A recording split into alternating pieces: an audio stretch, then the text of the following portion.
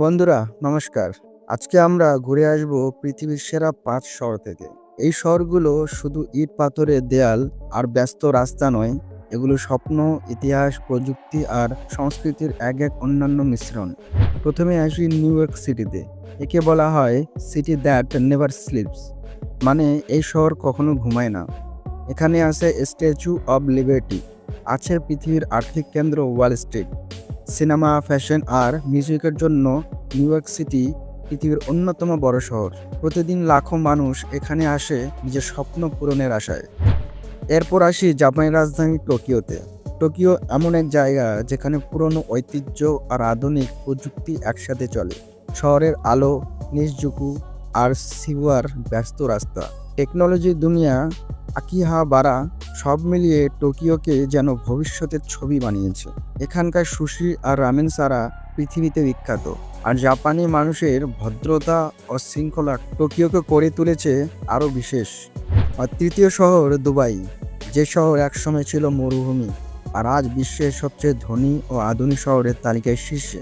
এখানে আছে বিশ্বের সবচেয়ে উঁচু ভবন বুর্জ খালিফা, আছে সিনেমাবহুল হোটেল, শপিং মল আর মরুভূমির সাফারি।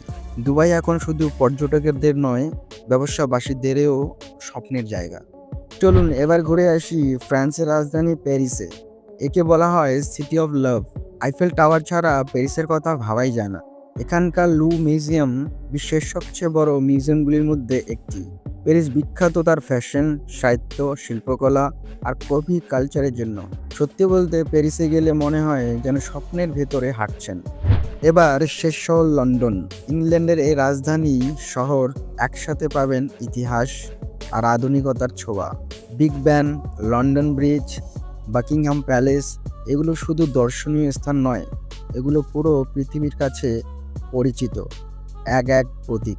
লন্ডনকে বলা হয় মিনি ওয়ার্ল্ড, কারণ এখানে পৃথিবীর প্রায় প্রতিটি দেশের মানুষ বাস করে। শিক্ষা, সাহিত্য, মিউজিক আর সংস্কৃতির জন্য লন্ডন বিখ্যাত। তো বন্ধুরা, এইভাবে আমরা আজ ঘুরে এলাম পৃথিবীর সেরা ৫টি শহর: New York, Tokyo, Dubai, Paris আর লন্ডন। প্রতিটি শহরেই আলাদা আলাদা জাদু আছে, আর প্রতিটি শহরেই মানুষকে নিজের স্বপ্ন পূরণের সুযোগ দেয়।